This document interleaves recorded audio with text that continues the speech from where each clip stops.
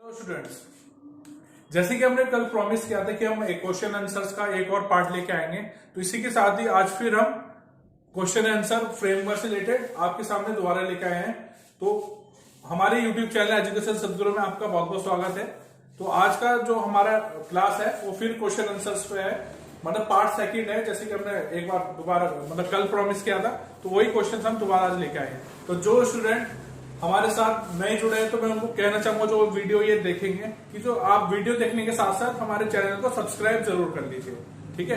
क्योंकि सब्सक्राइब अगर आप करेंगे तो आपको जो नोटिफिकेशन हमारे चैनल की है वो ज्यादा से ज्यादा मिलेंगे। तो बेल आइकन को दबाइए और हमारे चैनल को ज्यादा से ज्यादा सब्सक्राइब कीजिए, क्योंकि जितने भी अपडेटेड लेक्चर्स आपको हमारे, जैसे कि आज हमारा ये क्वेश्चन आंसर का लास्ट क्लास है, इसके बाद जो हम नेक्स्ट टॉपिक लेके आएंगे, अगर आप हमारे चैनल को सब्सक्राइब करेंगे तो उसका नोटिफिकेशन आपको मिलेगा, तो आप वो वीडियो हमारी देख सकते हैं। तो ये जो क्वेश्चन हम ले रहे हैं, जो कल हमने क्वेश्चन लिए थे, उसका लिंक जो जिसने वो कल की वीडियो नहीं देखी है, तो उसका लिंक हम आज की वीडियो में डाल देंगे। बाकी क्वेश्चन बहुत आपके एग्जाम पर्पज से, अगर आप एग्जाम की बात करें तो उसके पॉइंट ऑफ व्यू से क्वेश्चन बहुत इंपॉर्टेंट है। हमारी टीम एजुकेशन सदगुरु ने बहुत मेहनत के साथ ये क्वेश्चन तैयार किए हैं, काफी मेहनत लगी है इसमें, बहुत सारे सोर्स का इस्तेमाल किया गया इन एग्जाम क्वेश्चंस को तैयार करने के लिए। तो आप इनको अच्छी तरह पढ़िए, नोट डाउन कीजिए, जो भी जैसे कल हमने कुछ क्वेश्चंस लिए थे प्लस जो आज के हमारे क्वेश्चन लिए थे, मतलब 20 to 25 क्वेश्चन आपके पास हो जाएंगे।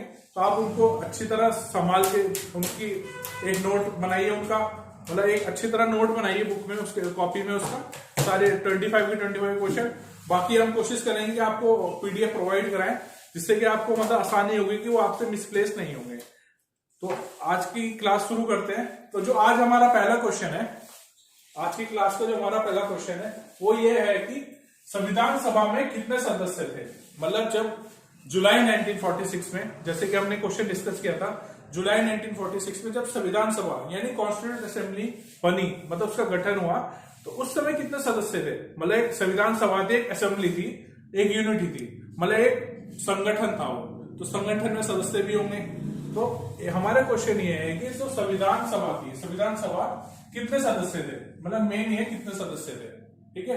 तो हमारे जो चार ऑप्शन है, इस तरह के ऑप्शन ही आपके एग्जाम में आएंगे। हमारा पहला ऑप्शन है 280, ठीक है। बी ऑप्शन है हमारा 385, ठीक है।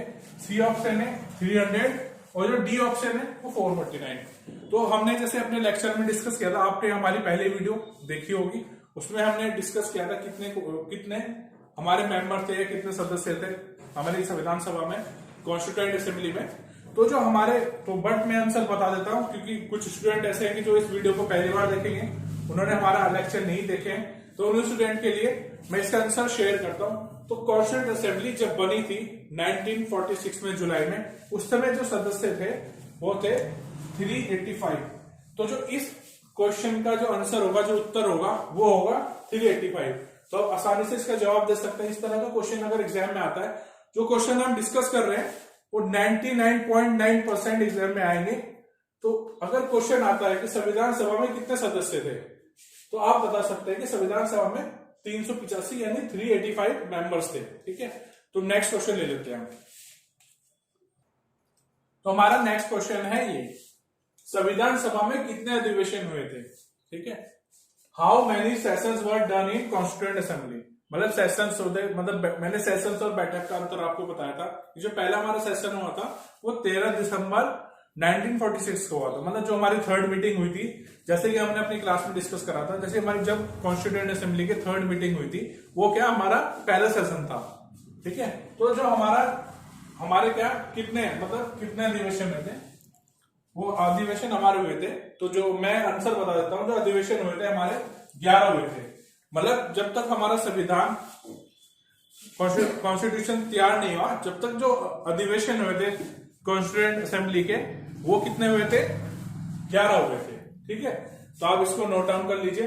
अब हम सेकेंड क्वेश्चन ले लेते हैं। हमारा नेक्स्ट क्वेश्चन वो है, कौन सी रियासत, आप देख पा रहे हैं, कौन सी रियासत ने संविधान सभा में भाग नहीं लिया। कौन सी रियासत ने, मतलब जो देसी रियासतें थी हमारी, उनमें से वो कौन सी एक रियासत थी जिसने संविधान सभा में भाग नहीं लिया था, ठीक है। Which princely state not participated in constituent assembly, मतलब कौन सी ऐसी देशी रियासत थी या प्रिंसली स्टेट थी जिसने क्या संविधान सभा ने भाग नहीं लिया। क्योंकि तो कुछ मेंबर्स थे वो प्रिंसली स्टेट के थे, कुछ प्रांत की जो विधानसभाएं थी वहां से थे, तो एक रियासत थी जिसने क्या भाग नहीं लिया था। तो हमारे जो चार ऑप्शन है, पहला है बंगाल, बंगाल की रियासत ने, कानपुर, हैदराबाद, और जो हमारा चौथा ऑप्शन है वो है मेवाड़।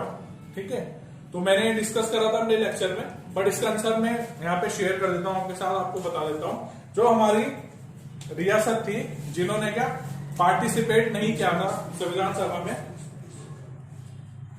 संविधान सभा में जिन्होंने पार्टिसिपेट नहीं किया था वो थी हैदराबाद। मतलब हैदराबाद वो प्रिंसली स्टेट थी जिन्होंने क्या संविधान सभा में पार्टिसिपेट नहीं किया था। ठीक है, तो जो ये हमने दो क्वेश्चन लिए, इसमें पहला जो क्वेश्चन लिया उसका आंसर है 11, यानी ए। हमारे जो टोटल सेशन हुए थे वो 11 हुए थे।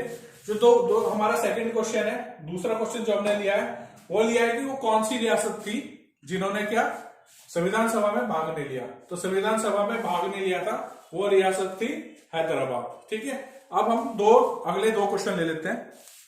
चलो, तो ये हमारा है अगला क्वेश्चन। अगला क्वेश्चन है संविधान सभा को किसने अपना संविधान सभा ने किसको अपना सलाहकार बनाया था? Who was the adviser of constituent assembly. ठीक है, तो हमारे जो ऑप्शन है वो ये है डॉक्टर सच्चिदानंद सिन्हा। ठीक है, दूसरा ऑप्शन है पंडित जवाहरलाल नेहरू। ठीक है, सी ऑप्शन है हमारा, थर्ड ऑप्शन है एम एन रॉय, और चौथा ऑप्शन है वो बी एन राव।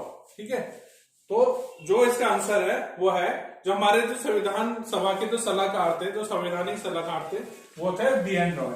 ठीक है, तो जो इसका आंसर होगा वो है बी एन रॉय। ठीक है, अब हमारा नेक्स्ट क्वेश्चन। नेक्स्ट क्वेश्चन है कि संविधान सभा की प्रारूप समिति का गठन कब हुआ था? ठीक है, मतलब जो ड्राफ्टिंग कमेटी थी उसका गठन कब हुआ था, कब वो फॉर्म हुई थी? तो हमारे चार ऑप्शन ये है 29 अगस्त 1947, 22 जुलाई 1947, 14 अगस्त 1947 और 19 अगस्त 1947। तो इसका जो सही उत्तर है कि जो ड्राफ्टिंग कमेटी थी, प्रारूप समिति है, उसका गठन हुआ था 29 अगस्त 1947। तो जो इसका सही आंसर है वो है ऑप्शन ए। तो ऑप्शन ए इसका सही आंसर है। ठीक है, अब हम अपने लिए दो क्वेश्चन ले लेते हैं। जो हमारा नेक्स्ट क्वेश्चन है वो ये है कि प्रारूप समिति के अध्यक्ष कौन थे? Who was the president of drafting committee. तो कॉन्स्टिट्यूएंट असेंबली की जो ड्राफ्टिंग कमेटी थी उसके अध्यक्ष कौन थे? तो जो हमारा ए ऑप्शन है वो है पंडित जवाहरलाल नेहरू, बी ऑप्शन है महात्मा गांधी। ठीक है, सी ऑप्शन है डॉक्टर बी आर अम्बेडकर, और डी और जो हमारा चौथा ऑप्शन है वो है एम एन रॉय। ठीक है, तो जो इसका आंसर है, जो ड्राफ्टिंग कमेटी के जो अध्यक्ष थे, जिनकी अध्यक्षता में ड्राफ्टिंग कमेटी बनी थी, प्रारूप समिति बनी थी, वो थे डॉक्टर बी आर अम्बेडकर। ठीक है, तो जो इसका आंसर है वो है सी, मतलब बी आर अम्बेडकर प्रारूप समिति के अध्यक्ष थे। ठीक है, एक और क्वेश्चन है प्रारूप समिति से कि प्रारूप समिति में कितने सदस्य थे?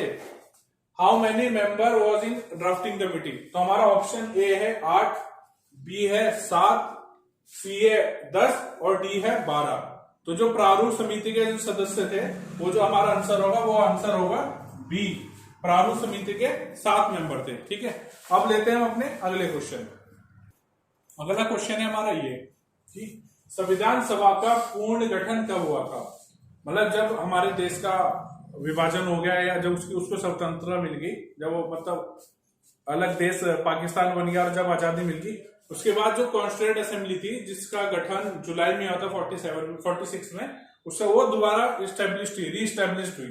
तो कब हुई थी? तो जो हमारा ए ऑप्शन है वो है 29 सितंबर 1947, 31 अक्टूबर 1947, 4 अक्टूबर 1947 और 22 जुलाई 1947। तो जो इसका सही आंसर होगा, जो संविधान सभा का पूर्ण गठन हुआ था वो हुआ था 31 दिसंबर 1947 को। तो जो हमारा आंसर होगा वो आंसर होगा बी, 31 अक्टूबर 1947। ठीक है, तो इसको प्लीज नोट कर लीजिए। ठीक है, जो हमारा दूसरा क्वेश्चन है इस लाइन में वो है कि संविधान के प्रारूप पर कितने दिन बहस हुई? मतलब ये बहुत इंपॉर्टेंट क्वेश्चन है ये, मतलब आपको हर किसी भी टेस्ट सीरीज या किसी भी आंसर सीरीज में नहीं मिलेगा। ये स्पेशली तैयार किए गए एजुकेशन सदगुरु की टीम द्वारा कि संविधान के प्रारूप पर कितने दिन बहस हुई, मतलब how many days did draft of constitution was discussed, कितने दिन बहस हुई। तो हमारा ए ऑप्शन है, जो हमारा ऑप्शन ए है वो है 120 डेज। सी ऑप्शन है, तो जो हमारा अगला क्वेश्चन है वो उसके जो ऑप्शन में बता रहा था वो था 120 डेज, 114 डेज, 130 डेज और 112 डेज। तो संविधान के प्रारूप पे जब संविधान को ड्राफ्ट कर रहे थे तो उसपे जो बहस हो रही थी कि किस तरह उसकी ड्राफ्टिंग होगी, तो वो बहस कितने दिन तक चली, वो बहस दिन तक चली 114 दिन तक। तो जो इसका ऑप्शन होगा वो ऑप्शन होगा 114 डेज। तो 114 दिन यानी 114 डेज में इसका क्या प्रारूप पे बहस हुई। तो अब करते हैं अपने नए क्वेश्चन। हमारा अगला क्वेश्चन है ये कि संविधान बनने में कुल कितना खर्च आया था। What was the expenditure of constitution. तो हमारा जो ऑप्शन ए है वो है 75 लाख अप्रॉक्स, मतलब 75 लाख, लगभग 75 लाख। 80 लाख अप्रोक्स, मतलब लगभग 80 लाख। सी ऑप्शन है 64 लाख अप्रोक्स, लगभग 64 लाख। और जो चौथा ऑप्शन है डी ऑप्शन है वो है 1 करोड़ अप्रोक्स, मतलब 1 करोड़, लगभग 1 करोड़।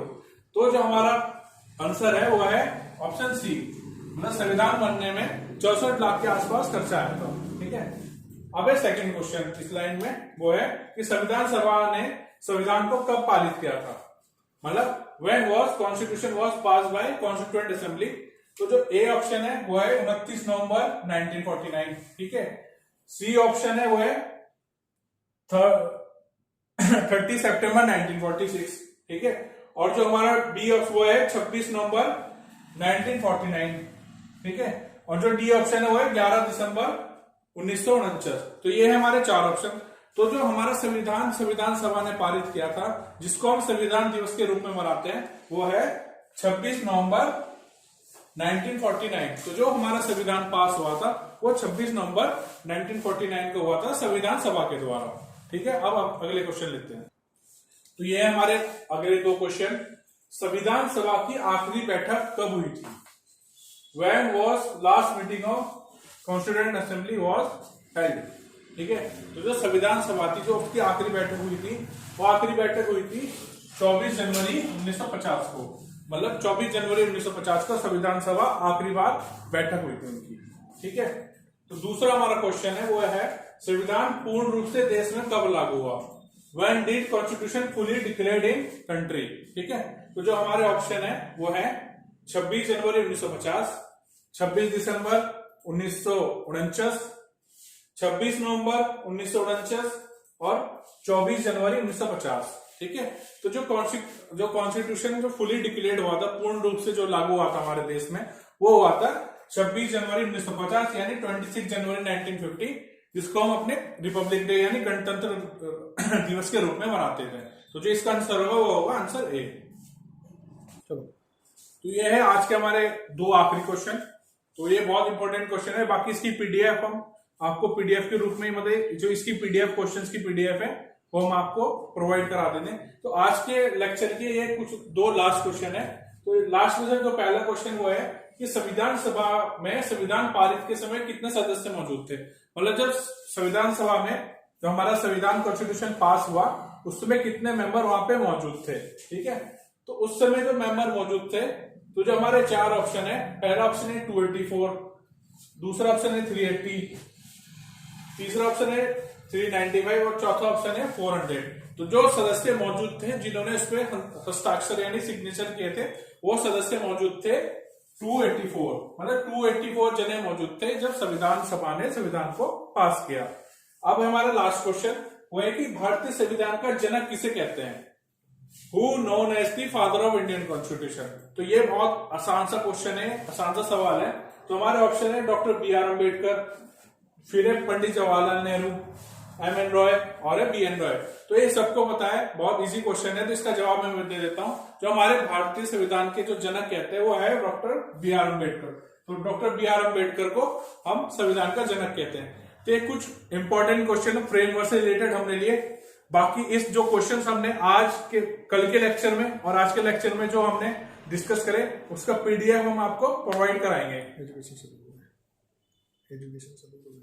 आपको प्रोवाइड कराएंगे एजुकेशन सदगुरु में। बाकी जो स्टूडेंट हमारे साथ जुड़ रहे हैं, मैं उनको कहूंगा कि इस वीडियो को आप देखें और हमारे चैनल को सब्सक्राइब करें और बाकी अपने फैलो फ्रेंड सबसे सब्सक्राइब कराएं। बाकी हम डेली फेसबुक पे भी लाइव आते हैं सुबह 9 बजे, तो आप फेसबुक पे भी हमारे साथ जुड़ सकते हैं। और जो हमारी वेबसाइट है www.educationsadguru.com, वहां पे भी जाके आप रजिस्टर कर सकते हैं और अपनी स्टडी को अच्छी तरह अपडेट और अपग्रेड रख सकते हैं। तो कल बाकी हम मिलेंगे नेक्स्ट वीडियो में, उसमें हम अगला टॉपिक लेंगे। जो हमारा अगला टॉपिक होगा वो होगा सोर्सेज ऑफ इंडियन कॉन्स्टिट्यूशन, यानी भारतीय संविधान के स्रोत, मतलब संविधान कहां से सोर्सेज से बना है। तो अगले लेक्चर में मिलते हैं, जब तक के लिए थैंक यू।